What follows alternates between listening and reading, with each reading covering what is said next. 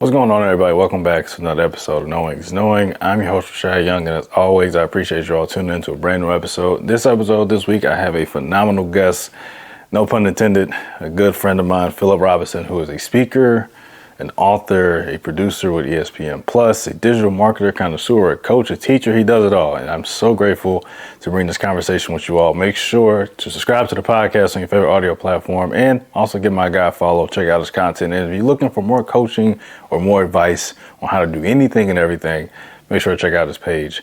It'll be in the description. Till next time, peace. Swear you're in a place where I would like to be. You've got Really? into the TED Talk space. So a little bit about me, a counselor and trainer, but I've written 2 books. I've seen you've written 4 books. I've seen you have had a TED Talk. I see you currently work with ESPN, or you've done some things with I've done ESPN or some something in that producing for space. ESPN Plus. This is my first year that I actually haven't done it, but I did it for the previous 6 years. Yeah, man, I think that's super cool, man. So for those who don't know who you are, I'd love to get your story out there, man. Who are you to the world, Man, I appreciate that. I would say that at the end of the day, I've been trying to figure out what is this like one word that I always like to tell people who I am. I'm starting to come together with a producer. I'm just a producer of all different sorts. Like you said, I've had the opportunity to write a couple books and co-author one. Had the opportunity to do a couple albums as well. So 2 lo-fi albums, 1 motivational album. I have a second motivational album loading. Had ESPN Plus, as you were just saying, for 6 years. For the past 14 years, I've been in television production.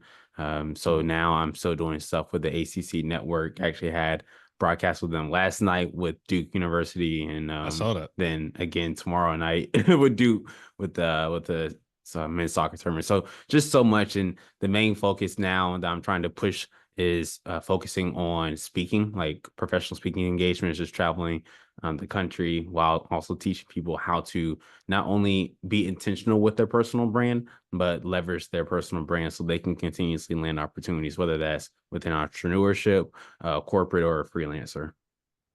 Oh wow, man. I gotta ask, how did we get here? Like what got you to the space of wanting to do all these things? Is it something you knew when you were a kid? Is it just an Nah, opportunity that kind of fell into your lap? Or tell me a little more about that. definitely not anything I wanted to do when I was a kid. I want to be an engineer. Okay. I wanted to be an engineer. I love building stuff and putting stuff together. I started taking math classes for like college math classes in high school. I said, yeah, nah, this ain't it. This isn't it.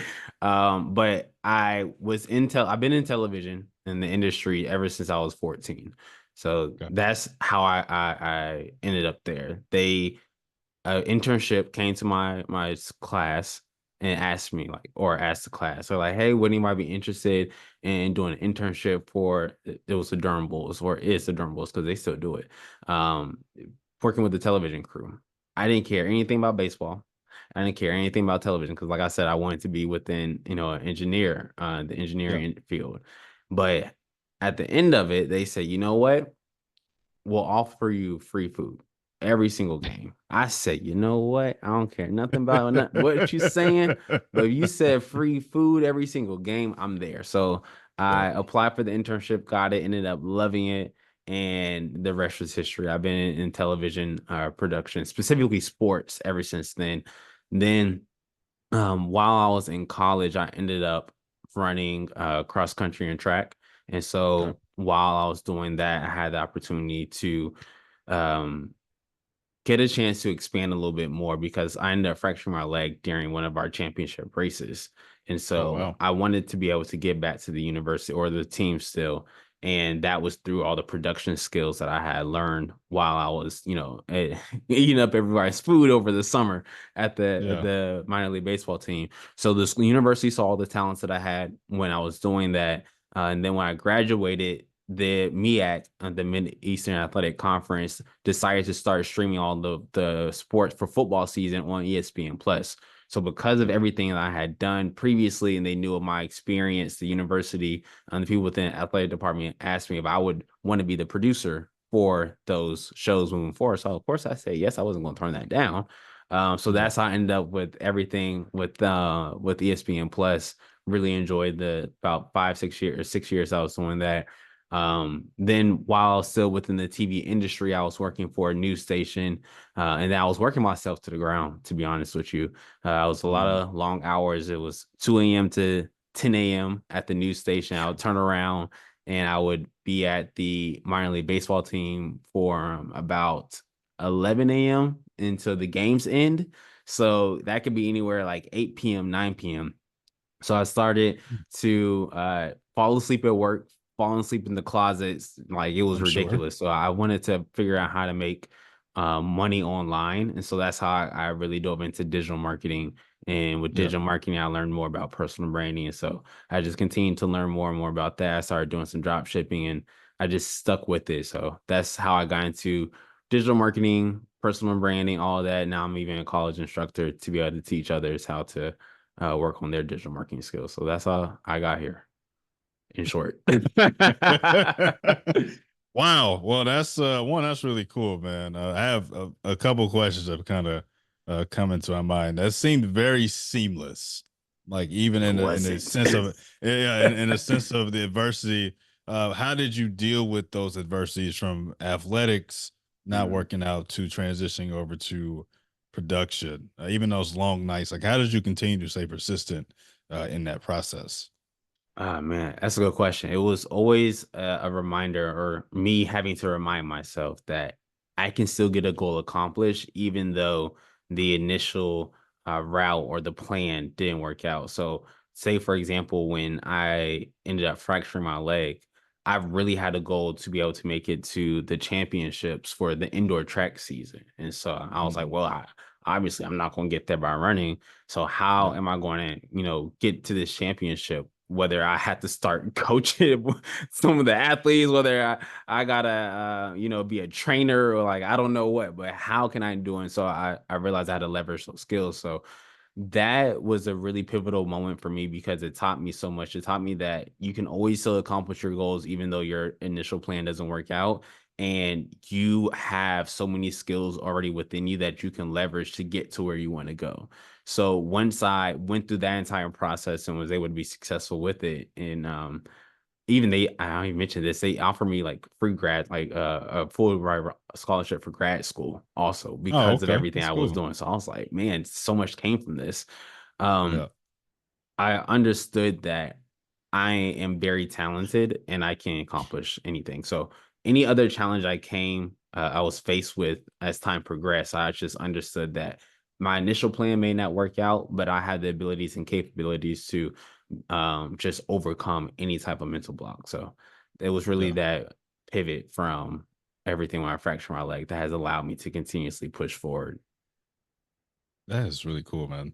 Thank you. Never there's certain stories you hear and it seems like a movie, in a sense. Just because I know that Yeah. one producing is already a very interesting space as it is. It can be very Hmm. competitive. It's just tough to get in those places and to get to the space that you got into it and to even work in the space of ESPN, man. I know that's usually like a person's dream in that space, I would assume. Uh, Yeah. but let's transition over to the digital marketing piece because I am Okay. curious. All right. Is it really that easy? If that makes sense. Like when I see certain things online and people No. like I do great in digital marketing, I made all this money, it might be like, is it really that easy? Nah, it's not. So I've I've been seeing this grow on social media a lot recently. People are like, "Oh yeah, I just started digital marketing. I'm doing X." I'm like, "Man, you're lying. Like either you're lying, you're scamming or something." Yeah. Digital marketing is a whole field, right? It's a whole like people go to school for this. That's why I'm teaching it. It's Mhm. not something that a person is going to pick up overnight and instantly become good at.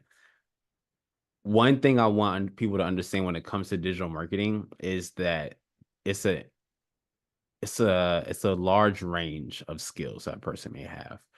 And this is how I know that most people that when they're posting about it and they're talking about how all the money that they make, they never mention anything very specific about what they do in digital marketing. For example, you have Yep. SEO, like search engine optimization. So how Yep. well are you able to pop up on Google? How are you able to pop up with your YouTube videos on Google, with TikTok? Do they even realize that TikTok is the #1 search engine over Google right now? How good are they with paid advertisement? Do you even have a certification for anything? Have you ever taken a test? Like, do you know how to write a headline? Do you know how many characters are allowed within a meta title? The list just continues to go on. I never see any of this information spoken about within, these posts on social media. People are like, yeah, I'm a digital marketer. I'm a digital marketer. I learned this, and you cannot learn all that information in 30 days and 60 days, a Yep. year. Like, you have to grow at it. And even then, digital marketing is forever changing. So something that you may have learned 6 months ago has already changed, and you already had to update your industry knowledge in order to stay ahead of the curve. So that's just my 2 cents on it. I wouldn't believe, I would say like 95% of the people that say that they started making all this money off digital marketing, they may be white labeling it also. Like, they may be white labeling a course that they bought and then selling it. What is that? What does white labeling mean, if you don't mind me asking? Yeah, of course. So white labeling basically means that you can purchase a product or service from Mhm. someone that has already built out the service or the product, and then you Gotcha. just stick your name, your branding on it, and you sell it as if you create it from scratch. Oh, so you're Hmm. kind of like the middleman, but you Yeah. already bought you. Okay, I got you. I got you. Got you. Is Hmm. that something that will be correlated with drop shipping too, or is that just something that's completely different? Like, I know drop shipping Yeah. and kinda. It's funny that you say that. This jacket is actually drop ship. Like, so it's similar to drop shipping, yeah. So in the way of, this is, I think, a champion bracket, a jacket. Yeah, However, I just put my own brand on it, and I actually sold this on my sold website it. at one point. So Got very it. similar, yeah. So like drop shipping would be like Alibaba, like a website like that, or like a Shopify, So or Shopify kinda. would be the host of Okay, your e-commerce store, and you don't sure. have to just use Shopify. I started off with Shopify, but then, like, now I have Wix as my domain host for the store. When it comes to where you're getting the products from, it can vary. So yes, Alibaba can be one place. Alibaba Okay. allows you to buy it in bulk, so you may actually buy it in bulk and then send it to a warehouse. That's what a lot of people do for Amazon FBA.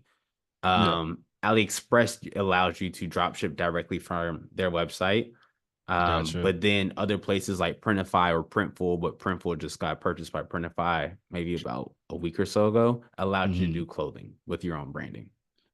Got it. Okay. Yeah, that's both those spaces are interesting to me because it's a lot of information, and then I Hmm. always look at some things kind of like what is real, what Yeah. is not real. Because again, you're seeing a video of saying I made X amount of money, and I know how Hmm. content works. You can edit it, you can change it, and they have, I get it. I respect the hustle. It's just kind of like, I know it's a lot more to it, and I am a little bit Yeah. curious because you are in that space. If you don't mind answering, has either of those spaces been affected by AI, and how Oh, for that's been, sure. and what does Which that look which like? space? Which space are you referring to I specifically? was starting with digital marketing first. Like, has AI affected digital marketing in any sense? Has it made it easier? Has it made it more difficult? It has definitely, I would say it's made it easier. But you also had to remember to humanize everything that you're doing.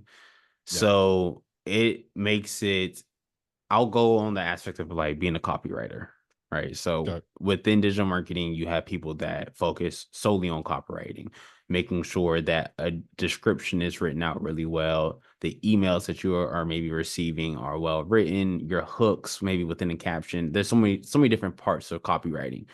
And with writing, even like the most basic caption or an email or a blog post, whatever it is, it takes creativity, and every single thing that you write may not come to you easily the first time. As a person that's written 2 books yourself, I'm pretty sure that you will understand that sometimes as you get writer's block. And so 100%. the copyright, like AI, helps you almost like jumpstart your creativity, and Yep. you can start to, reform it, reframe it, whatever you're doing. Put your own tone, your own attitude, whatever your spice on it, and it helps you in that way. Now there are a lot of people that will just sit here and they take copy the output that AI gives them and just post it. And you should never do that. Of course, that's always what I tell my students. Like, I can tell that you sent me this email straight from ChatGPT and you didn't even edit it yourself. So Yeah. it has made it easier because whenever a person does get writer's block or create a creativity block, because you can use it to, of course, to generate images or videos or even like videos of yourself. I've done that before. So it makes that process easier.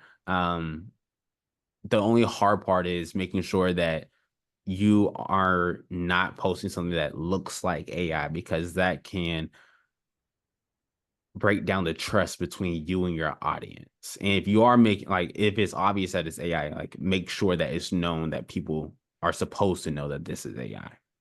Yeah, no, that makes total sense. I'm always a big advocate of AI, but I tell people all the time, you have to humanize it as Mm-hmm. much as you can, because if you don't, again, like you mentioned, the trust is gone. And I think from a Yeah. writing standpoint, at least for me, I've always taken the credit in pride and feeling like I've put my entire all into something. Like I know I could write a Mm-hmm. book in a matter of a day just using AI, but a part of me would feel empty knowing that I didn't really put my own spin to it. So I definitely get that. Speaking of books, you've written four, or Mm-hmm. you co-written one and wrote four. How do we get there? What are your books about? What are things that you talk about? Yeah, so the first book was called, or is called, Be Phenomenal or Be Forgotten, Taking Your Life to the Next Level. And that was a very spontaneous book. I actually wrote that while we were on the road for track, when I was doing all the production and helping them out with the interviews.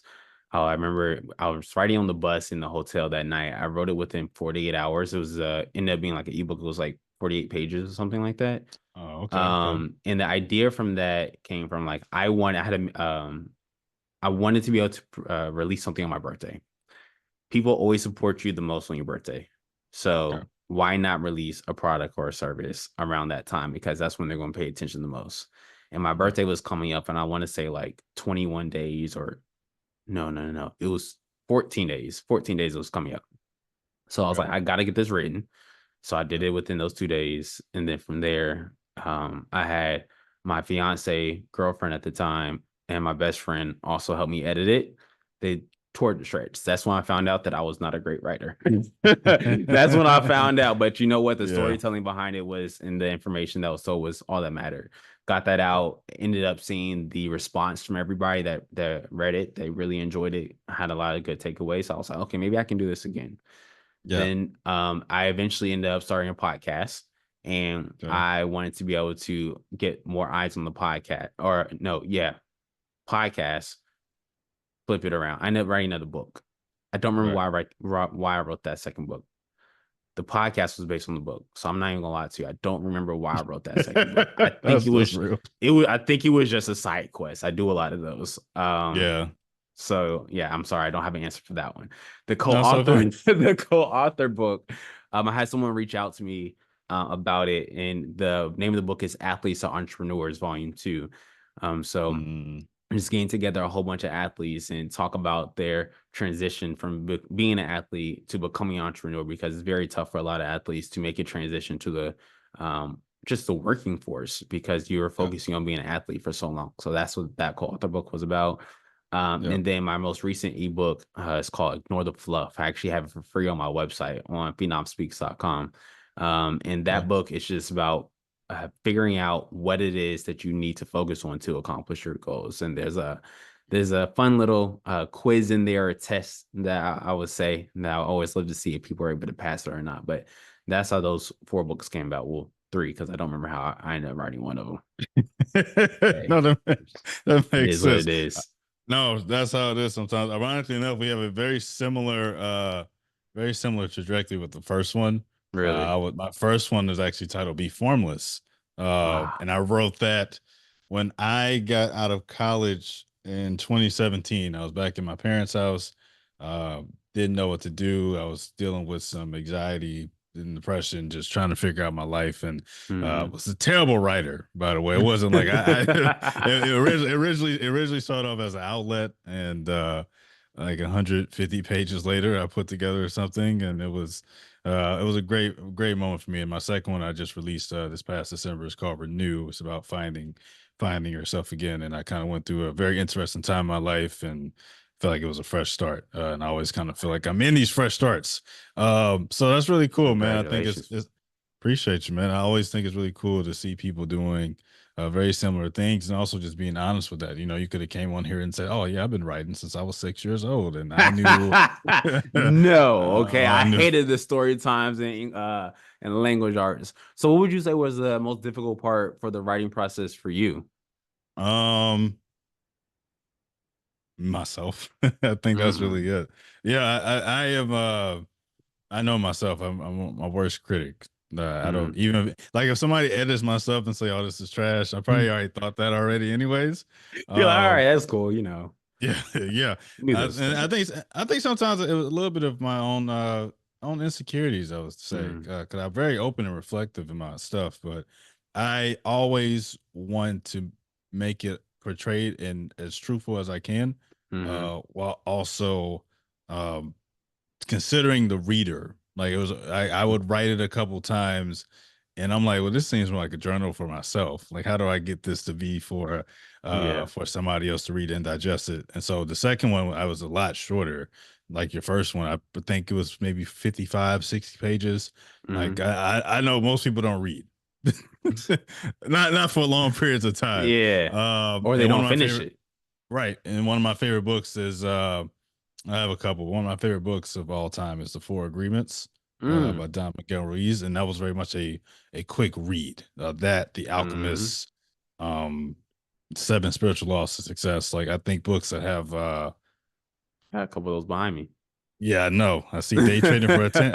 I see day trading for attention. Yeah. I think that's a Gary Gary V. V book. Right? Yeah. Okay. So yeah, we very much on the same spectrum, man. So yeah, I Mm. read a lot of books during those times, man. So speaking of books, since we're here and we mentioned a couple, what are some of your personal favorite books that you like to read or you found inspiration from? I would say Jap Crushing It by Gary V was probably a Yes. really great one for me to get Mm, everything started. yeah. The next one is a Grant Cardone book, and I typically can roll it off the tip of my tongue. 10x.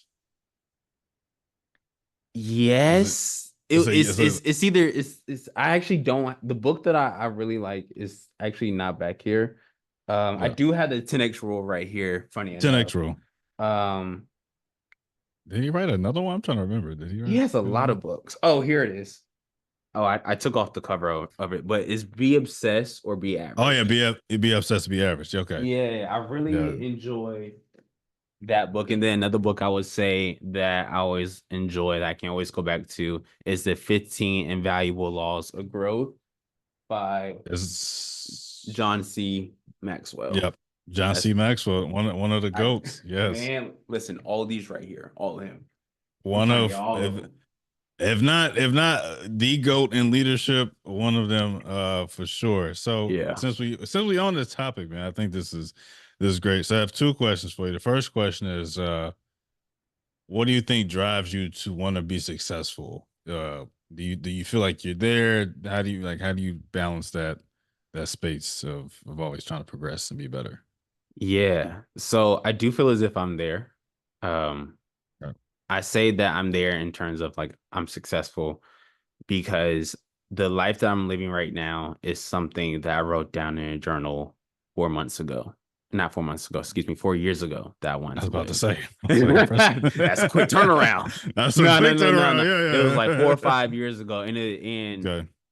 one thing that I actually like to ask people at the end of my podcast episodes is what was success to you 10 years ago and what is success to you now? And so I've realized that I am living in that version of success. It may not be how I 100% envisioned it, but Yeah. it is that. And so I recognize that now and understanding that this is what I really dreamed of and manifested 4 or 5 years ago. That is success to me.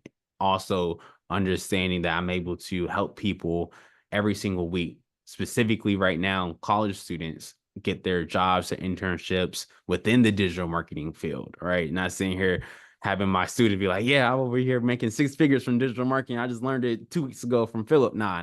They're out here getting jobs. Enjoy teaching them. I'm loving teaching people about personal branding, how they can be more intentional with it. And I'm seeing people get opportunities from personal branding. So being able to help people as well makes me just understand that I am successful at the moment. For me, in the beginning, success was like, oh yeah, I want to make sure that I have $1 million in bank account. That was what I thought success was, because that's what media portrays it as. But as I continue to mature and grow, I'm like, you know what, is a lot of how at peace am I right now in life? How healthy am I? How many people am I able to help? And how much am I able to spend my time how I want to? Yeah, that's beautiful, man. Thank That's a you. great response, great answer. 'Cause I truly do believe that the service is the highest point of success when you're able to kind of serve, especially in something that you enjoy doing, that Mm, you actually get a real thrill and kick out of, man. So I think that's really beautiful, and it's very appreciate that. commendable, especially with college kids, man, because uh, I think that this generation, that age, is very in a very uncertain space because their lives look completely different. Maybe 20, Hmm. 30 years ago, a college degree is everything.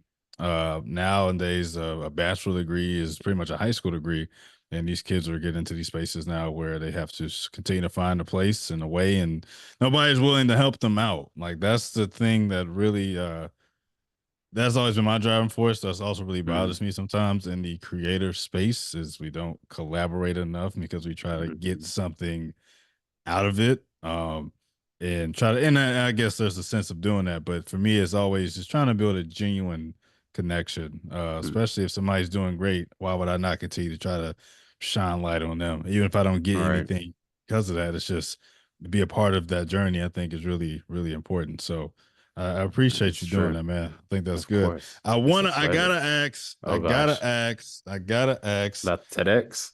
I gotta ask about the TEDx, man, because if I would have, and the crazy thing is, when you reached out, like Mm, anybody else, I start looking at your page, studying stuff. I saw TEDx. I'm like, TEDx. I'm like, we talking about the same TED that yeah. I think everybody wants to do a TED talk at some point, or everybody imagines themselves getting a TED talk. Yeah. How did that happen? And what was that Another, experience? it was another side quest. My life is full of side quests. I'm not gonna hold you. So Yeah. I don't recall what really sparked me wanting to do one. I truly think it was just a matter of one day I was like, I'm gonna do a TEDx talk. Like, I don't know. I just woke up one day. I was like, I'm gonna do one. I was like, all right, cool. I'm gonna manifest it. So Yeah. I made it my screensaver on my phone. A TEDx stage. Oh. I'm big in manifestation, like the Okay, we want to get into journaling. that. Yeah. Even right now, my current manifestation. Hold on, let me clear all my notifications. Is top 100 upcoming speakers list, and it's just a Time magazine. Wow. What's up, So man? that's That's kind good. of my current manifestation. But yeah, so I manifested Yeah. it. It was my wallpaper on my phone, and I did quick research on how to be able to be a TEDx speaker. Quickly Yeah. found out that it's 95% of people have to submit Mhm. an application. It's Yeah, I know. very, very small amount of people actually just get asked if they want to do a TEDx talk. So I was like, Yeah. all right, cool. About majority of people that are on this stage have to submit an application. I have to figure that out. So this is game for you and everybody else that wants to be able to do a TEDx talk. It's actually very simple. One, make sure you know what you want your topic to be about. And then make sure it's also not a motivational talk. It can't be. No, I'm Yeah. serious. Like that's Yeah, I actually in figured. the guidelines of Yeah. TEDx and TED.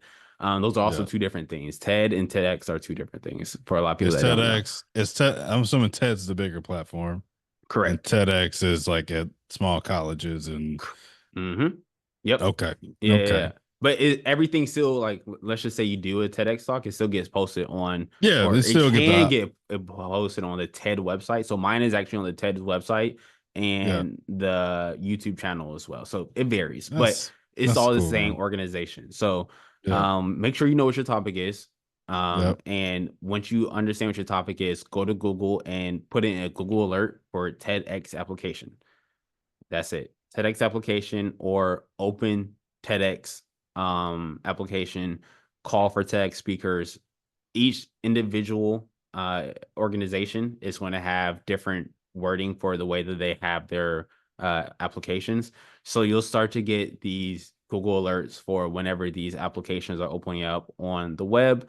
Once you see it, submit your application ASAP. Sometimes so it will be a simple written application of what you're looking Yeah. to do, 200 words, 300 words of what your talk is, the idea. Make sure it aligns with the theme. This is how you have a higher chance of getting interviewed for a TEDx talk. Make sure that the idea slash the talk that you want to give aligns with the theme of the event for that year. They change every single year for Yep. the specific event. Yep. And from there, you'll go through an interview process. They'll probably ask you to record a video of yourself speaking. They'll probably also get on an actual call with you to just learn a little bit more information about you. So it can range anywhere between like 2 to 3 to 4 steps of the interview process, almost like a job. And then hopefully, you'll end up getting it, and they'll let you know about next steps for how to be to get the TEDx talk. So I went through this exact same process, and I landed 2 within 24 hours of each other. That's So I insane. was going out here on the web, just like submitting applications, just shooting my shot with themes that aligned with my talk. And Yeah. one day I got an email. I think it was like a Friday. I got an email saying like, "Hey, we saw your application," and this was like a month or 2 after I submitted everything. So like, "Hey, we really want to have you come speak." Blah blah blah. I'm like, "Oh yes, of course." This one was actually virtual. And then the next day, I get an email, or like the next morning, I submitted the same talk idea, and they were like, "Hey, we also want to have you." This one was for Houston, in Houston, Texas, and the Leaf specifically. And so I was like, "Yeah, I'm going to that one." So that one was in person. First time I actually got a chance to speak on stage. I was very nervous about it, but Not that's about to the ask you about that. process. Like, how did you? How much time did they give you? Like 10 minutes? So TEDx talks are allowed to be up to 15 minutes. Okay. I think that's the max time that you should do. Not even should do. I think it's like within the guidelines on the website. Right. I think the bare minimum is like 7 minutes, and I think I did like 8 minutes and 30 seconds for both of them. I went for like the bare minimum to get in and out. I didn't, Yeah. and here's the thing. Now I think I could easily do like a 10 to 15-minute talk. But Yeah. then since I was so new in the speaking space, that eight Yeah. and a half minutes felt like an hour. Like an Like hour. Yeah. it was ridiculous. I was like, oh my Yeah. gosh, take me off Uh, this stage. I know it did. I'm sure. Wait. So, Yeah. how many people? If you could recall, how many people were probably there, in that Man. space? Um, yeah, 1 second. Do you remember how many people would you say were at the TEDx talk in Elif? It was dark for me. So when I I'm looked about to down to the say that. audience, I couldn't really tell. And it was I'm also about to like during say. COVID. Oh, okay. 40, 50 people out in the Okay. audience. But Yeah. that's even in that space though, because when you see TED Talk videos, you just see the speaker and then you see a dark space, and then and it feels like it's so many people there. Even though Yeah. 40, 50 people is still a lot of people, right? The people, Yeah, people are it felt people. like it. And Yeah. then like I was also saying, it was like COVID had just, well, not COVID, the lockdown had just, quarantine had just Lockdown. ended. Yeah, Yeah. quarantine had just ended. So there was a lot of space in between every single person there. Like every Yeah. single seat was still 6 feet apart. So that's also a reason why there weren't as many seats. And Yeah. yeah, it's still like 40, 50 people is felt like a lot for me at the time. But you also got to remember, like, this is going to be shown online, and people are going to continuously watch this after Exactly. you have this talk. So Yeah. Yeah. That's cool, man. So you mentioned motivational speaking. mhm, It's kind of the next route. I mean, I know you have the screensaver of top 100 speakers. So I got yeah. to ask you, who are some of your favorite motivational speakers? I have my own personal, but I love to Mhm. hear who are people that maybe you like watch or inspire you, stuff like that. I would say in high school it was Eric Thomas. I was like Thomas. the person I Mhm. always watch. Nowadays, I don't watch any motivational speakers Mhm. um at all. I am learning that I don't want to emulate any other speaker. that is Mm. currently on the market. And the best Mhm. way to do that is to not consume their content. Um, Mm. and so it allows me to step into my own creativity and shape my own voice and the way I like to approach the market. So Yeah. it's funny because when I do, let's just say, a live podcast or I speak on a stage or whatever it is, people will tell me that they found me very powerful and motivational, like Eric Thomas, but without the yelling. Because he gets very passionate, and Yes. Yeah. Yeah. Yeah. that's just his style, and it Yeah. works. I've gotten a chance to meet him in person, and see Oh him wow. speak in person, and it works for him. And for myself, I just can't see myself getting on the stage and just like I'm going to lose my vocal cords. I can't do all that. So I find myself being a lot more powerful in either the story that I'm telling or the way that I like to tell the story, and I had to figure that craft out for myself. Yeah. So yeah, that's what I would say. I don't really consume a lot of other motivational speakers. I just figure out and get feedback from people that listen to me speak and Yeah. use that to craft how I'm continuously growing. No, that makes absolute sense. I really haven't really considered that because Eric Thomas is his own lane, Les Oh Brown yeah, for sure. Inky Johnson. Inky Johnson. Yeah, Yeah. yeah. Even Tony Robbins. Like these are all these big, broad voice people, and you Mm-hmm. ask yourself, how can you compete with that? Mm-hmm. Especially if you aren't that type of person. So that makes total sense, man. You just staying in your Yeah. own lane and focusing on Got what's to. best for And you you. know what? I'm gonna say this right now on the podcast. I've been saying this, but I need an actual video recording of this. I'm manifesting that by the end of next year, 2025, that Dr. Eric Thomas is going to be my mentor. Hey, I'm Putting just it out here. glad to be part of the journey. I'm putting it out there by the end of Hey, 2025. and I hope that happens for you, brother. Seriously. Appreciate that. That's I think it's really cool people set sights high. Uh and since we were talking about manifestation, that helps me out. When did you think you got into that space? Like when did you know that it works? Because a lot of people don't think manifestation works. Or the power of prayer, whatever people believe in. Like I don't think people really think it works. And I think this is a prime example of it working. So when did you get into that? It was definitely a lot of the self-development books that you see behind me. Just reading them and seeing that a lot of these highly successful people have manifestation within their daily, weekly, monthly routine, whatever it is. So understanding that, I'm like, well, obviously it must be working if all these people are talking about it, different industries or wherever they are. Yeah. And for anyone that maybe doesn't believe in it, my first thing I always say is nothing works unless you work. So Hmm. it's always going to be a matter of, let's just say, like me saying, like, oh, yeah, he's going to be my mentor next year. And just because I said it, that doesn't mean anything is going to happen. I actually had to put in the work after this episode is over, tomorrow, the next day, tonight, next week, next month. Like Yeah. I had to put in the work. So don't think that just because you write something down or say it that it's going to automatically happen. You actually have to actively work for it. But the manifestation is more so a a reminder for your subconscious of what you really want, and it will help guide your decisions on a weekly basis to make sure that you get there. Man, that was good. That was good. I can't end Thank on that you. note. Yeah, no, I see. Hey, Dr. Eric Thomas, you hear this now, man. There's a reason. There's a reason, man. Well, I It's gonna have happen. one genuine final question that Okay. as I've been thinking about um everybody that I'm going to interview soon, and I think it's all sparked because of my last one. What does it mean to be human to you? That's a good question. I like how you do this because it's similar to how I say at the end of my shows. I ask people, what is it? What is success to them? What does it mean to be human to me? Yeah. To explore your curiosity. Mm, Um, to explore your curiosity because as humans, we have a lot of things that we may be curious about.